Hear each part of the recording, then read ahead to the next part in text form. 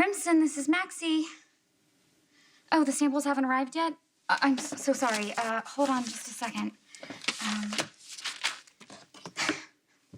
Okay, you know what? They haven't arrived yet because Kate has failed to hire a second assistant, so I'm here manning the phones all by myself and putting out fires. But thanks to you, I will add tracking deliveries to my to-do list. It'll get there today. Hi. Hey, you came to see me?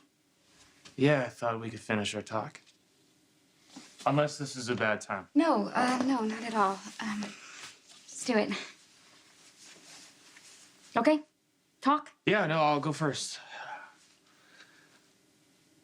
You need to let this thing with Elizabeth go. I will if you will. Oh, that collection was amazing. It makes me want to go back to my studio and start painting, like now. Thank you. For what? Well, for telling me about it. And for agreeing to go with me. I forgot how inspiring it can be to get lost in somebody else's work. And it was especially nice to go with someone who appreciates it the way I do. The way the artist conveyed the power of water in each piece, the intricate brushstrokes, it was really breathtaking. Why did you become a psychiatrist? Why not an artist? You obviously love to paint. Doesn't necessarily mean I'm any good at it. Oh, I don't know. Something tells me if I ever get a chance to see you work, I might be impressed. I do love to paint. Unfortunately, it's just too difficult to be successful as an artist. Well, I guess that depends on how you define success. I mean, for some people, it's all about money, and for others, it's about the love they have in life. Then you must be quite successful then. You have children. They are the love of my life. What about you? Do you consider yourself successful now? I think your definition and mine are not exactly the same. Okay, bye. Elizabeth is a friend. And she's a coworker, nothing more. That you take out to dinner and you happen to have picnics with on the hospital roof? The picnic? That was supposed to be for you. Okay, whatever. The point is that you clearly see her as more than a coworker. Exactly. She is also a friend. Well, am I not allowed to have friends? No, you're allowed to have friends, but if she was just a friend, we wouldn't be having this conversation now, would we? I just don't see why you think she's so amazing. She just... She gets it. She gets me. She understands my research without me having to explain it to her. I don't have to prove anything. You don't have to prove anything to me either. Look, I already know how incredible you are, and I don't want to lose you, okay? To Elizabeth? To anyone. Look, I know I don't always say or do the right things, and I can be selfish, probably. Most of the time, I mean, everything's always about me, right? It's not my fault, though. You are saying that the way you act is not your fault? No, it's the way that I was brought up, okay? By my mom. I mean, no, she always cared more about her own life than taking care of the people who loved her. I don't want to be like that. I don't want to be like her. I'm really sorry that I blew up about the whole Elizabeth thing, and look, if you tell me that you guys are just friends, then I promise that I will believe you. And I'd actually like to make it up to you, too. You would? How?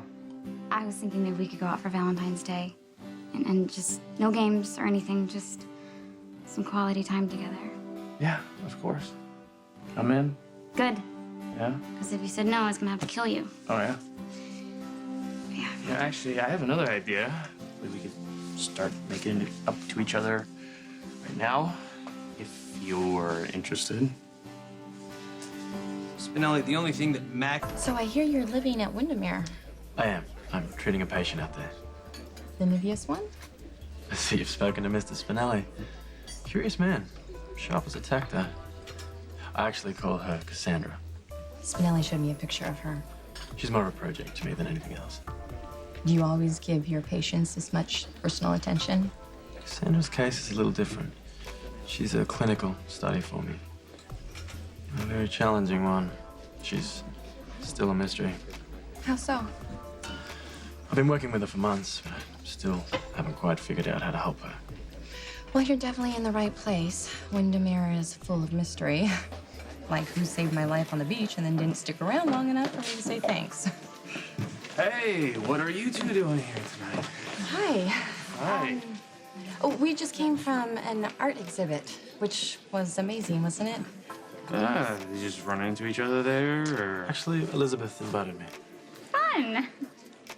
Well, you know that Ewan loves to paint, and he actually is the one who told me about it in the first place, so... That's great. How romantic. Well, our table's waiting, and I know how excited you were about celebrating a meal for us. So, we'll just let Elizabeth and Ewan get back to their date. Yeah. Have a great night. Thanks. Yeah. That was interesting.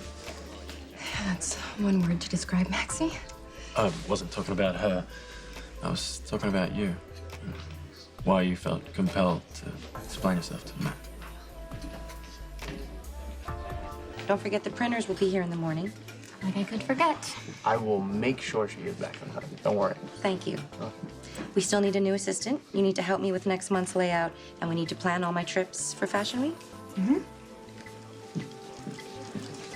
You know, you'd think that she would have a little more empathy considering the fact that she takes all the time that she needs to work on her relationships. I mean, she could at least give me 15 more minutes for... Matt, Huh.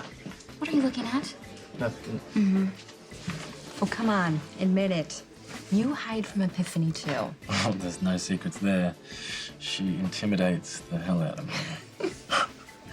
God, I wish I could paint like that artist we saw tonight. You know, the way he captured the light and the textures on canvas.